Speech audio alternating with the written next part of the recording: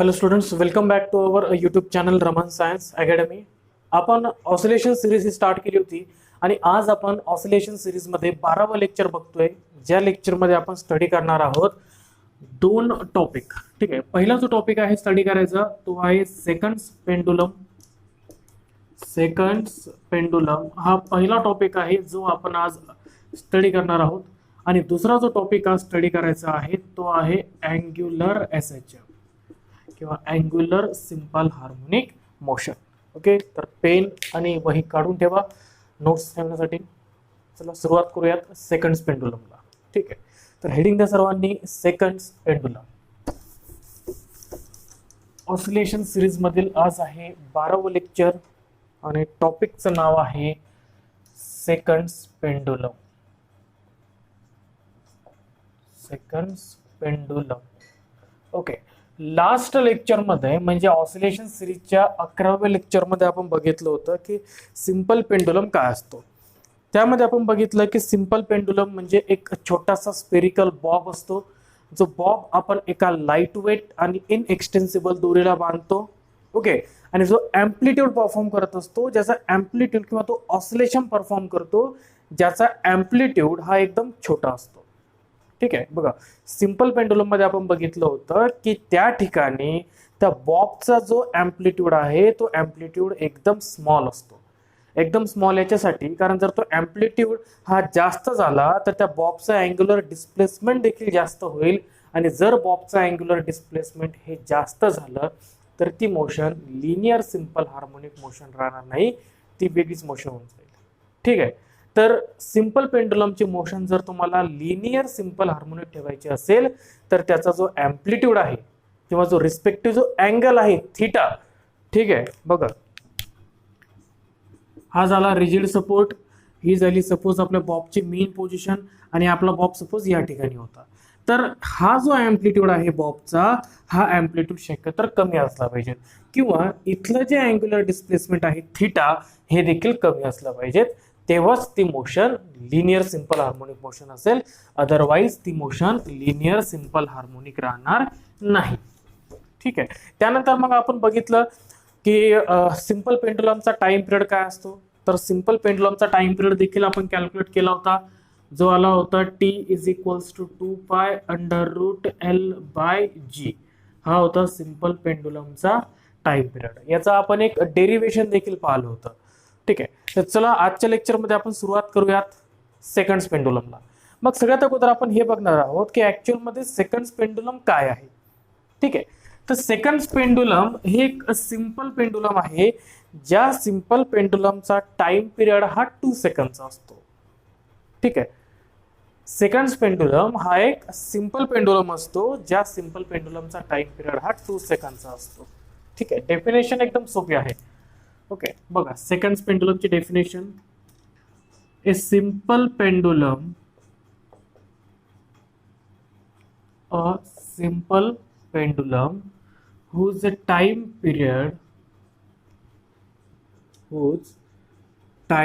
period is 2 seconds is known as seconds pendulum.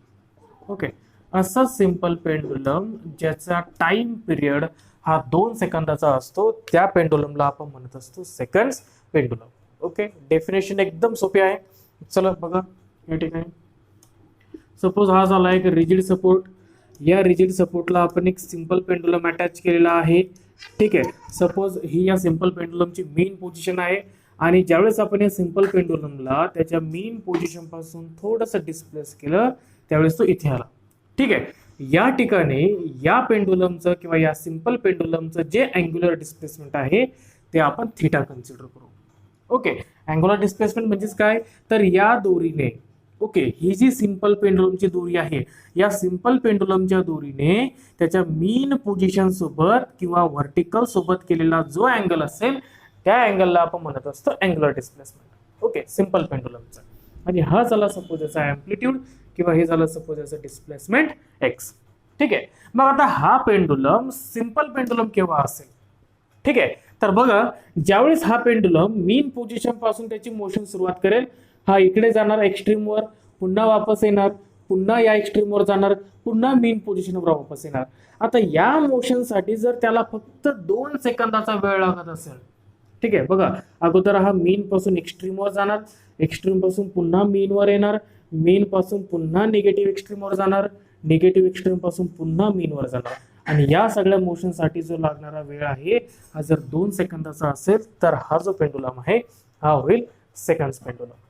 ठीक आहे. So I hope की seconds pendulum म्हणजे काय हा टॉपिक तुम्हाला क्लिअर झाला असेल. ठीक आहे. चला आता generally time period of simple pendulum,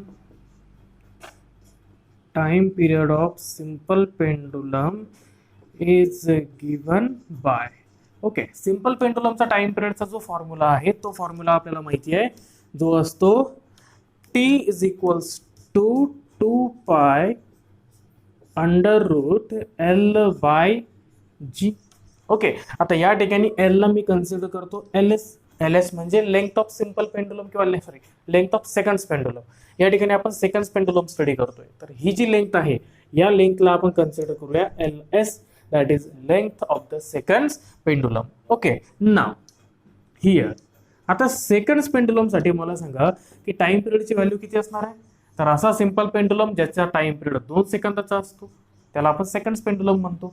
म्हणजे सेकंड्स पेंडुलमचा टाइम पिरियड हा किती सेकंदाचा असणार आहे, तर हा टाइम पिरियड असणार आहे 2 सेकंदाचा. ठीक आहे. मग ही व्हॅल्यू जर आपण या इक्वेशन मध्ये ठेवली तर इथे येणार 2 is equals to 2 pi under root मध्ये एल एस अपॉन जी. या 2 सोबत हा 2 झाला कॅन्सल. ठीक आहे. चला एक काम करा, दोन्ही साईडला स्क्वेअरिंग करून टाका. डायग्राम मी इरेज करतो आता. जर आपण दोन्ही साईडला स्क्वेअरिंग केलं, ठीक आहे, तर इकडे तर 1च आहे. ठीक आहे. Squaring on both side, squaring on both sides. इकडे उरलेला आहे 1 आणि 1चा स्क्वेअर येणार आहे 1. ठीक आहे. इकडे आहे पाय, पायचा स्क्वेअर होणार आहे पाय स्क्वेअर, आणि ही जी टर्म आहे ही टर्म पूर्ण स्क्वेअर मध्ये चालल्या जाणार. बघा अशी रूट मध्ये एल एस अपॉन जी याचा स्क्वेअर होणार आहे, तर हा स्क्वेअर या रूट सोबत कॅन्सल होऊन जातो. म्हणजे उरेल काय फक्त या ठिकाणी, तर या ठिकाणी उरणार आहे फक्त एल एस अपॉन जी. सो इथे उरला एल एस अपॉन जी. ओके, जर मला सेकंड्स पेंडुलमची लेंथ कॅल्क्युलेट करायची असेल तर मी या दोन्ही टर्म इकडे ट्रान्सफर करून देणार. ठीक आहे. जर मी जी ला ट्रान्सफर केलं तर जी न्यूमरेटर मध्ये जाणार आणि पाय स्क्वेअर जाणार डिनॉमिनेटर मध्ये, तर L S is equals to आपल्याला फॉर्म्युला भेटतो जी अपॉन पाय स्क्वेअर. ठीक आहे. आता जर तुम्ही या ठिकाणी केअरफुली बघितलं तर जी जो की ऍक्सेलरेशन ड्यू टू ग्रॅव्हिटी आहे हा पर्टिक्युलर प्लेसला, एका फिक्स्ड प्लेसला याची व्हॅल्यू कॉन्स्टंट असते. म्हणजे जी चेंज होणार नाही, आणि हा जो पाय आहे हा देखील एक कॉन्स्टंट आहे. मग as g is constant at a particular place. Okay, capital small g ची व्हॅल्यू ही पर्टिक्युलर प्लेसला कॉन्स्टंट असते, ती चेंज होत नाही. And pi is also constant, पायची व्हॅल्यू देखील कॉन्स्टंट आहे. Therefore length of simple pendulum is also constant. ठीक आहे. याच्यामुळे सिंपल पेंडुलमची लेंथ देखील ही कॉन्स्टंटच असेल, ही लेंथ चेंज होणार नाही. ओके, सिंपल पेंडुलमची लेंथ ही फक्त तेव्हाच चेंज होईल ज्यावेळेस जी ची व्हॅल्यू चेंज होईल. ओके, आणि मग आपण बघितलंय ग्रॅव्हिटेशन चॅप्टरमध्ये की स्मॉल जी ची व्हॅल्यू केव्हा केव्हा चेंज होते. ठीक आहे. त्यामध्ये आपण बघितलं होतं की जर आपण अर्थच्या सरफेस पासून वर गेलो हाईटनुसार तर जी ची व्हॅल्यू कमी कमी होत जाते. त्यानंतर जर आपण डेप्थ मध्ये गेलो तरी देखील जी ची व्हॅल्यू चेंज होते. ठीक आहे. किंवा जर आपण इक्वेटर पासून पोल पर्यंत आलो तरी देखील जी ची व्हॅल्यू ही चेंज होत जाते. ठीक आहे. मग या वेगवेगळ्या केसेसमध्ये जर जी चेंज झाला तरच सिंपल पेंडुलम सेकंड्स पेंडुलमची जी लेंथ आहे ती चेंज होईल. अदरवाईज सेकंड्स पेंडुलमची लेंथ ही चेंज होणार नाही, ती पर्टिक्युलर प्लेसला कॉन्स्टंटच राहील. ठीक आहे. ओके, सो हा होता सिंपल पेंडुलमचा टॉपिक. ओके, आय होप की तुम्हाला हा टॉपिक क्लिअर झालेला असेल. काही डाऊट वगैरे जर आला तर मेन्शन करा कमेंट्समध्ये. ओके, अजून एक इम्पॉर्टंट पॉईंट बघा, मला सांगा जी ची व्हॅल्यू किती असते. ठीक आहे. नॉर्मल जीची व्हॅल्यू येते 9.8. ओके. पाय स्क्वेअरची व्हॅल्यू पण कॅल्क्युलेट करा. ठीक आहे. तुम्हाला हे ऑब्झर्व होईल की हा जो एल एस आहे, ठीक आहे, that is length of second pendulum. ही length of second pendulum always less than 1 येत असते. ठीक आहे. सेकंड पेंडुलमची लेंथ ही it is always less than 1. Okay. On the surface of earth, on the surface of earth. Simple pendulum second पेंडुलमची length ही अर्थच्या सरफेसवर नेहमी 1 पेक्षा छोटीच असते. जसं जसं तुम्ही वर जाणार पृथ्वीच्या सरफेस पासून वर जाणार जी ची व्हॅल्यू कमी कमी होत जाते. पण जी जर कमी झाला, ठीक आहे, जी जर कमी झाला तरी देखील ही व्हॅल्यू लेंथ म्हणजे ही व्हॅल्यू 1 पेक्षा कमी होणार आहे. ओके. आणि जसं तुम्ही डेप्थ मध्ये जाणार जी ची व्हॅल्यू पुन्हा कमी होणार आहे. म्हणजे पुन्हा एकदा तुमची एल एस ची व्हॅल्यू ही 1 पेक्षा कमी जाणार आहे. सो मॅक्सिमम केसमध्ये length of second pendulum is less than 1. ठीक आहे. तर हा होता टॉपिक सेकंड पेंडुलमचा. ओके. व्हिडिओला पॉज करा, सगळ्या नोट्स लिहून घ्या. ठीक आहे.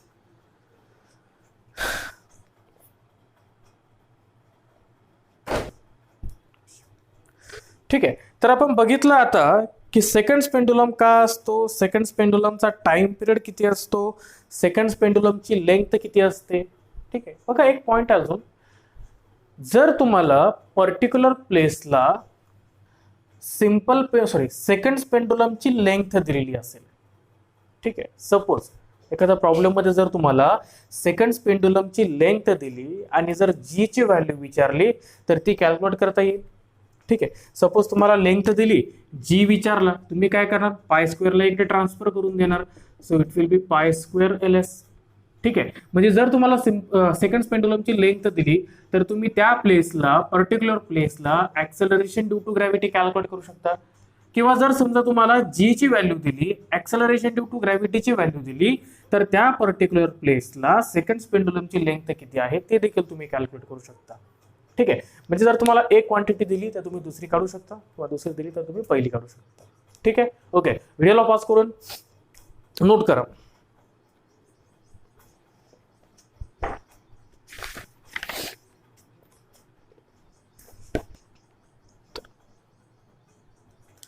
ठीक आहे. नोट केलं असेलच. आता जो टॉपिक आपल्याला सुरू करायचा आहे तो आहे angular SHM, angular simple harmonic motion आणि त्याचं डिफरन्शियल इक्वेशन. ठीक आहे. चला बघूयात आता काय आहे अँग्युलर एसएचएम आणि अँग्युलर सिंपल हार्मोनिकचं डिफरन्शियल इक्वेशन.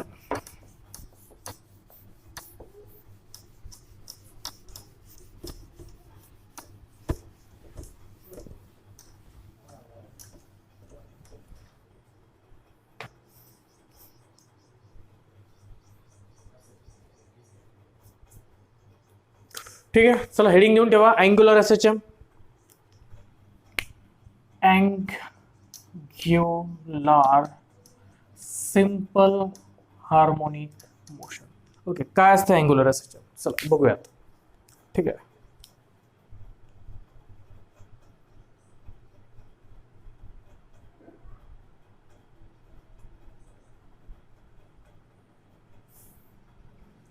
ठीक आहे. चला सुरुवात करूयात अँग्युलर एसएचएमला. चला एक काम करा, सपोज तुमच्याकडे एक मेटॅलिक डिस्क आहे. ठीक आहे. काय तुमच्याकडे, तर तुमच्याकडे आहे एक मेटॅलिक डिस्क. ठीक आहे. एक मेटलची डिस्क, मेटल डिस्क. ओके. अजून समजा तुमच्याकडे आहे एक वायर.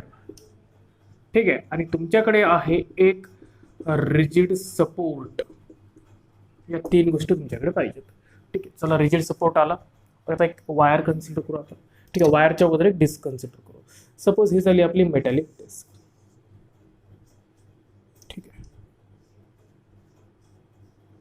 ही झाली ती आपली मेटॅलिक डिस्क आणि आपण हा जो वायर आहे या वायरचं एक टोक आपण अटॅच केलं रिजिड सपोर्टला आणि वायरचा दुसरा टोक आपण अटॅच केला आहे आपल्या मेटलच्या डिस्कला. ठीक आहे. बघा डायग्राम कशी होणार. सपोज इथे एक रिजिड सपोर्ट आहे. ठीक आहे.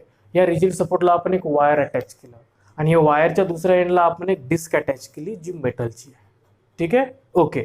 आता सपोज जर मी या डिस्कला असं पकडलं आणि या डायरेक्शनमध्ये मी याला रोटेट केलं. कसं रोटेट करायचं मला याला? या डायरेक्शनमध्ये इकडे इकडे रोटेट करायचं आहे. ठीक आहे, मी याला असं पकडलं, डिस्क हातामध्ये धरली आणि अशी रोटेट केली, तर या दिशेने त्याचा अँग्युलर डिस्प्लेसमेंट होणार थिटा इकडे. ओके, बघा सपोज इनिशियली, ठीक आहे, इनिशियली समजा ही होती डिस्कची ओरिजिनल पोझिशन आणि ज्यावेळेस मी याला असं रोटेट केलं तर हा पॉईंट इथे आला. ठीक आहे, तर हे एवढं याचं अँग्युलर डिस्प्लेसमेंट होईल एवढं थिटा. ओके, बरोबर आहे. ओके, नाही का? चला एक काम करा, बघतो माझ्याकडे काय आहे का.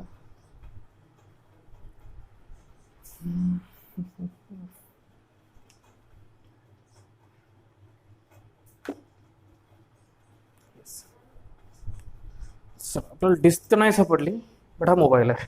ठीक आहे, चालेल आपल्याला. आपण सपोज ही झाली ती मेटॅलिक डिस्क. ॲझ्युम करा की मेटॅलिक डिस्क आहे. ठीक आहे, आता या मेटॅलिक डिस्कला मी असा एक वायर अटॅच केला.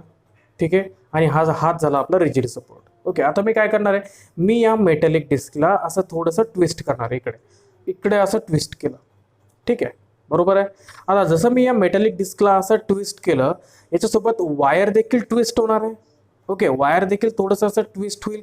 ओके, आता जसं मी या मेटॅलिक डिस्कला इथून सोडून देणार, ही मेटॅलिक डिस्क ओरिजिनल कंडिशनमध्ये वापस येणार आहे, पुन्हा ओरिजिनल पोझिशनमध्ये वापस येणार आणि अशी अशी अशी अशी ही ऑसिलेशन्स परफॉर्म करेल.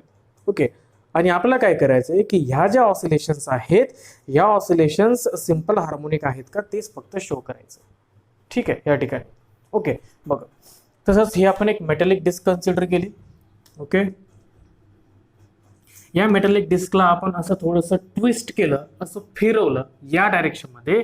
जसं मी या डिस्कला या डायरेक्शनमध्ये फिरवलं, वायर पण ट्विस्ट झालं. असं वायर अगोदर स्ट्रेट होतं, ते वायर आता थोडंसं ट्विस्ट होणार आहे, थोडंसं असं बेंड होणार आहे असं या डायरेक्शनमध्ये. ठीक आहे, आणि जसं मी या डिस्कला पुन्हा सोडून देणार, डिस्कला सोडल्याबरोबर ही डिस्क एकदा इकडे येणार, पुन्हा वापस जाणार, पुन्हा अशी येणार, पुन्हा इकडे जाणार. म्हणजे ही जी डिस्क आहे, ही डिस्क एक ऑसिलेशन परफॉर्म करेल. ठीक आहे, बघा डायग्राममध्ये दाखवल्याप्रमाणे आपण एक रिजिड सपोर्ट कन्सिडर केला. या रिजिड सपोर्टच्या एका टोकाला आपण वायर अटॅच केला किंवा एक मेटॅलिक वायर कन्सिडर केली. या वायरच्या एका म्हणजे वायरचं एक टोक आपण रिजिड सपोर्टला अटॅच केलं आणि वायरच्या दुसऱ्या टोकाला आपण अटॅच केली एक मेटॅलिक डिस्क. आणि ही जी मेटॅलिक डिस्क आहे, ही मेटॅलिक डिस्क आपण स्लाइटली ट्विस्ट केली. ओके, याला थोडंसं आपण वाकवलं, ट्विस्ट केलं त्याला. ठीक आहे, आणि मग सोडून दिलं. ठीक आहे, ओके, इथपर्यंत काही डाऊट नसेलच. चला पुन्हा समजून घ्या एकदम. ठीक आहे, ही होती ती मेटॅलिक डिस्क. या डिस्कला आपण असं थोडंसं ट्विस्ट केलं या डायरेक्शनमध्ये आणि ट्विस्ट केल्यानंतर आपण याला सोडून दिलं. जसं आपण या डिस्कला सोडून दिलं, ही डिस्क अशी अशी अशी अशी ऑसिलेशन्स परफॉर्म करणार आहे. ओके, आता विचार करण्यासारखा प्रश्न या ठिकाणी हा आहे की ही डिस्क कशामुळे ऑसिलेशन्स करत आहे. ठीक आहे, ज्यावेळेस आपण लिनियर म्हणजे आपण सिम्पल हार्मोनिक मोशन स्टडी करत होतो, त्यावेळेस आपण बघितलं होतं की ज्यावेळेस आपण एखाद्या ऑब्जेक्टवर फोर्स अप्लाय करतो, ठीक आहे, ज्यावेळेस आपण एखाद्या ऑब्जेक्टवर फोर्स अप्लाय करतो, जो फोर्स जर F is equal to minus k x s to power 1 एवढा असेल, तर त्यावेळेस ती बॉडी ऑसिलेशन्स परफॉर्म करत असते किंवा सिम्पल हार्मोनिक मोशन परफॉर्म करत असते. ठीक आहे, मग या ठिकाणी याच्यावर असा कोणता फोर्स एक्झर्ट झाला की ज्या फोर्समुळे हा जो डिस्क आहे, ही जी मेटॅलिक डिस्क आहे, ही ऑसिलेशन्स परफॉर्म करू लागली. ठीक आहे, आता जर तुम्ही या ठिकाणी व्यवस्थितपणे बघितलं तर या ठिकाणी या डिस्कची जी मोशन आहे, ठीक आहे, ज्यावेळेस तुम्ही याला असं ट्विस्ट केलं, यावेळेस या डिस्कची मोशन लिनियर झाली होती का? तर नाही, या डिस्कची मोशन झाली होती अँग्युलर. ठीक आहे, आणि म्हणून या ठिकाणी या वायरमध्ये फोर्स म्हणजे जे काम फोर्स काम करत असतो किंवा जे काम फोर्सचं असतं तेच काम या ठिकाणी टॉर्कचं असणार आहे.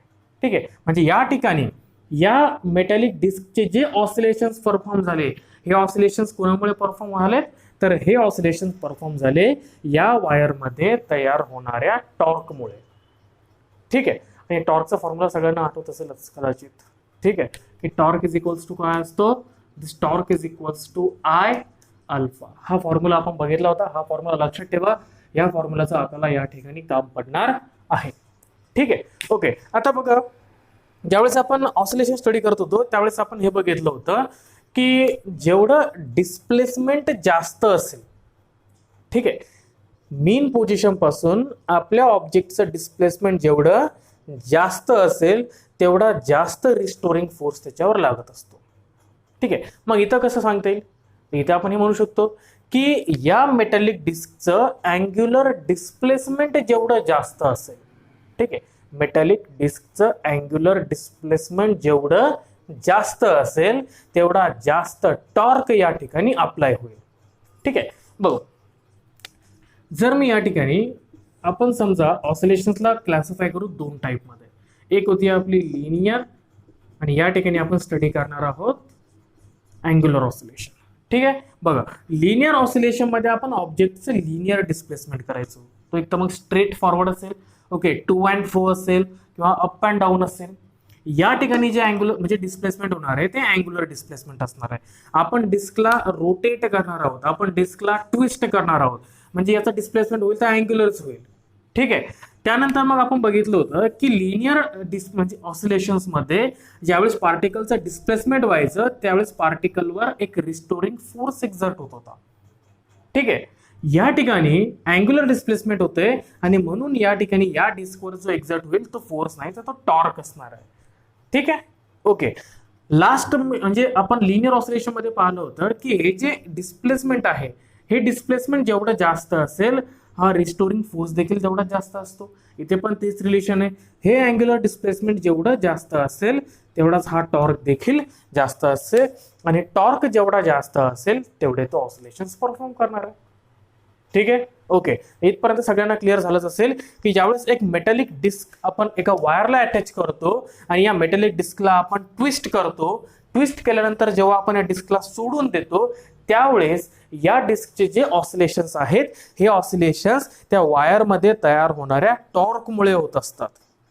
ठीक आहे, या डिस्कचे जे ऑसिलेशन्स आहेत हे ऑसिलेशन्स वायरमध्ये तयार होणाऱ्या टॉर्कमुळे असतात. ठीक आहे, आणि समहाव जर आपण शो केलं, ठीक आहे, किंवा जर समजा असं असेल की हा जो टॉर्क आहे हा टॉर्क जर या डिस्प्लेसमेंटला डायरेक्टली प्रोपोर्शनल आला, ओके, आणि अपोजिट डायरेक्शन मध्ये जर असेल तर आपण सांगू शकतो की ही जी मोशन आहे ही मोशन सिंपल हार्मोनिक तर आहेत बट सोबत कशी असेल, इट इज अँग्युलर. लिनियर तर नाहीये कारण लिनियर डिस्प्लेसमेंट नाही होऊ लागलं या ठिकाणी, डिस्प्लेसमेंट या ठिकाणी अँग्युलर होत आहे म्हणून ही एसएचएम कोणती असणार आहे, so it will be angular simple harmonic motion. Okay, इथपर्यंत काही डाऊट असेल? ठीक आहे, नसेल. चला आता बघूयात या ठिकाणी की टॉर्क आणि थिटा खरंच एकमेकांना अपोजिट आहे का. ठीक आहे, सपोज जर मी या डिस्कला असं रोटेट केलं असं या डायरेक्शन मध्ये तर अँग्युलर डिस्प्लेसमेंट देखील या डायरेक्शन मध्ये होणार आहे. आता जसं अँग्युलर डिस्प्लेसमेंट या डायरेक्शन मध्ये झालं आणि मी डिस्कला सोडून दिलं काय होणार आहे, डिस्क कुणीकडे मूव्ह होईल, तिकडेच मूव्ह होईल की या डायरेक्शन मध्ये मूव्ह होईल. ठीक आहे, बघा, सपोज ही डिस्क येते, या डिस्कला मी या डायरेक्शन मध्ये ट्विस्ट केलं. आता जसं मी याला या डायरेक्शन मध्ये ट्विस्ट केलं अँग्युलर डिस्प्लेसमेंट असं झालंय तिकडे. ठीक आहे, ओके. आता जसं मी या डिस्कला सोडून देणार ही डिस्क पुन्हा इकडे समोर जाणार आहे का, नाही, तर ही डिस्क वापस त्याच्या मेन पोझिशन मध्ये येण्याचा प्रयत्न करेल, म्हणजे डिस्क इकडे लागणार आहे, इकडे मूव्ह व्हायचा प्रयत्न करेल, इकडे येणार. याचा अर्थ टॉर्क इकडे एक्झर्ट होऊ लागला, या डायरेक्शन मध्ये एक्झर्ट होऊ लागला. म्हणजे बघा अँग्युलर डिस्प्लेसमेंट या डायरेक्शन मध्ये होऊ लागलं आणि टॉर्क एक्झर्ट या डायरेक्शन मध्ये होऊ लागलं. म्हणजे टॉर्क आणि अँग्युलर डिस्प्लेसमेंट दोघांची डायरेक्शन कशी या ठिकाणी, तर ही अपोजिट डायरेक्शन मध्ये. आणि जर या ठिकाणी हे रिलेशन असेल की torque is directly proportional to angular displacement तर आपण या मोशनला कन्सिडर करू शकतो अँग्युलर सिंपल हार्मोनिक मोशन. ठीक आहे, बघा, तर तर तर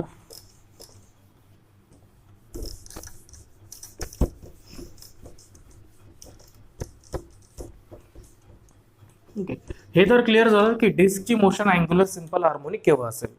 जर आपण शो केलं किंवा जर समहाव हे रिलेशन एक्झिस्ट करत असेल की torque is directly proportional to minus theta, okay, torque is directly proportional to minus theta हे रिलेशन जर एक्झर्ट होत असेल, प्रूव्ह होत असेल तर या ठिकाणी त्या मेटॅलिक डिस्कची जी मोशन असेल ती असेल अँग्युलर सिंपल हार्मोनिक मोशन. ठीक आहे, ओके. मग आपल्याला माहिती आहे की for the angular SHM of the disc किंवा ऑफ द बॉडी, जर बॉडीची मोशन ही अँग्युलर सिंपल हार्मोनिक मोशन असायला हवी तर आपल्याला माहिती आहे की याच्यावर एक्झर्ट होणारा जो टॉर्क आहे हा टॉर्क डायरेक्टली प्रपोर्शनल पाहिजे तर डिस्प्लेसमेंटला, अँग्युलर डिस्प्लेसमेंटला, आणि दोघांची डायरेक्शन असली पाहिजेत अपोजिट. ठीक आहे. आता जर मला या ठिकाणी हा डायरेक्टली प्रपोर्शनॅलिटीचा सिम्बॉल काढून टाकायचा असेल तर आपल्याला ठेवावा लागतो एक कॉन्स्टंट. ठीक आहे. मग या ठिकाणी आपण कॉन्स्टंट ठेवूयात C. Okay, where C is constant of proportionality, PROPORTIONALITY, constant of proportionality. Okay, आता या कॉन्स्टंटचं अजून एक नाव आहे, that is also known as torque per unit angular displacement. ठीक आहे, बघा कसं. सो एवढंच रिलेशन कन्सिडर करा, मायनस साईनला सध्या विसरून जा. टॉर्क इज इक्वल टू काय आला, सी थिटा. मग सी इज इक्वल टू काय होणार आहे, टॉर्क अपॉन थिटा. मग मी सीला म्हणू शकतो का, torque per unit angular displacement. ठीक आहे, also known as, okay, this constant of proportionality also known as torque per unit angular displacement. ठीक है,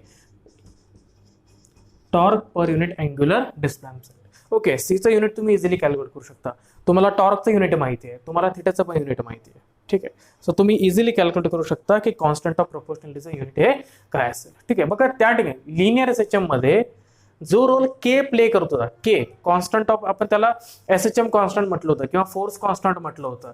या ठिकाणी तोच रोल कोण प्ले करणार आहे, तर तोच रोल प्ले करणार आहे constant of proportionality, sorry that is C. Okay, ज्याला आपण या ठिकाणी कॉन्स्टंट ऑफ प्रोपोर्शनॅलिटी कन्सिडर केलेलं आहे. ठीक आहे, मग आता या ठिकाणी टॉर्क इज इक्वल टू काय आला, minus of c theta.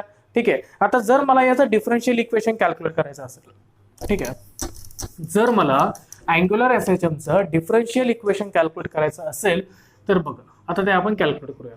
So torque is equals to आलेला आहे आपला minus of c theta. Okay, टॉर्कचा अजून एक फॉर्म्युला आहे जो आपण बघितला होता की torque is equal to I alpha. Okay, moment of inertia into angular acceleration is equals to minus of c theta. ठीक आहे, ओके, मला सांगा मी आय ला तिकडे ट्रान्सफर करू शकतो. So alpha is equals to काय येणार, so alpha will be equal to minus C upon I theta. Okay, आता या सी अपॉन आय ला, ओके, या सी अपॉन आय ला मी ठेवू शकतो का, ओमेगा स्क्वेअर. ठीक आहे, ठेवू शकतो. ओके, चला एक काम करूया, अगोदर आपण याला सॉल्व्ह करून घेऊ व्यवस्थितपणे. आता अल्फा म्हणजे अँग्युलर ऍक्सेलरेशन आहे. ओके, मी असं लिहू शकतो का की alpha is equals to d omega by d t. ठीक आहे, rate of change of angular displacement per unit time. Okay, आणि ओमेगाला आपण लिहू शकतो d theta by d t. तर मग इन शॉर्ट आपण अल्फाला लिहू शकतो का, d square theta upon d t square लिहू शकतो ना. ठीक आहे, जसं आपण लिनियर ऍक्सेलरेशनला घेतलं होतं, a is equals to d square x upon d t square, where या ठिकाणी लिनियर ऍक्सेलरेशनच्या केसमध्ये डिस्प्लेसमेंट पण लिनियर होतं. मग अँग्युलर ऍक्सेलरेशनच्या केसमध्ये डिस्प्लेसमेंट पण कसं असणार आहे, अँग्युलर असणार आहे. सो आपण अल्फाला ठेवू शकतो D square theta upon d t square. ठीक आहे, तर या ठिकाणी आपण अल्फाची व्हॅल्यू ठेवून देऊयात. So alpha is d square theta upon d t square is equals to minus C upon I theta. आता ही मायनस सी अपॉन आय थिटाची टर्म इकडे घेऊन या. ठीक आहे, इकडे येणार d square theta upon d t square plus c upon I theta is equal to 0, and this is known as differential equation of angular SHM. ठीक आहे, हे झालं अँग्युलर सिंपल हार्मोनिक मोशनचं डिफरन्शियल इक्वेशन. ठीक आहे, बघा पुन्हा समजून घ्या एकदा. आपण बघितलं की जर ती जी मेटॅलिक डिस्क आहे, या मेटॅलिक डिस्कची मोशन जर अँग्युलर एसएचएम व्हायची असेल तर त्या ठिकाणी टॉर्क आणि थिटा मधलं रिलेशन असं असायला पाहिजे की टॉर्क हा डायरेक्टली प्रोपोर्शनल पाहिजेत अँग्युलर डिस्प्लेसमेंटला. मग आपण ऍझ्युम केलं की या अँग्युलर एसएचएम साठी टॉर्क हा थिटाला डायरेक्टली प्रोपोर्शनल आहे. मग डायरेक्टली प्रोपोर्शनॅलिटीचा सिम्बॉल काढून टाकायचा, आपण ठेवलाय कॉन्स्टंट सी. ठीक आहे, ज्याला आपण म्हटलं कॉन्स्टंट ऑफ प्रोपोर्शनॅलिटी किंवा also known as torque per unit angular displacement. आता हे का घेतलं ते समजलं असेलच, कारण आपण सी ला घेऊ शकतो torque upon theta, torque per unit angular displacement. ठीक आहे, त्यानंतर मग आपण tau is equals to consider केला मायनस सी थिटा. आता टॉर्कचा अजून एक फॉर्म्युला होता, ओके, तो होता आय अल्फा, जो आपण रोटेशनल डायनामिक्स मध्ये स्टडी केला होता, रोटेशनल मोशन मध्ये, की टॉर्क इज इक्वल टू असतो आय अल्फा. आता मी आय म्हणजे मोमेंट ऑफ इनर्शियाला तिकडे ट्रान्सफर केलं, तो झाला -c/I θ. आपण अँग्युलर डिस्प्लेसमेंटला अँग्युलर ऍक्सलरेशनला असं देखील रिप्रेझेंट करू शकतो, d² θ/dt². ही मायनसची टर्म आपण पुन्हा इकडे घेऊन टाकली, ती झाली plus. So d² θ/dt² plus c/I θ is equal to 0. हे झालं अँग्युलर सिंपल हार्मोनिक मोशनचं डिफरन्शियल इक्वेशन. आता मला कॅल्क्युलेट करायचं या ठिकाणी याचा टाइम पिरियड, की ही जी अँग्युलर एसएचएम असेल, या अँग्युलर एसएचएमचा टाइम पिरियड किती असेल. ठीक आहे, चल अँग्युलर एसएचएमचा टाइम पिरियड.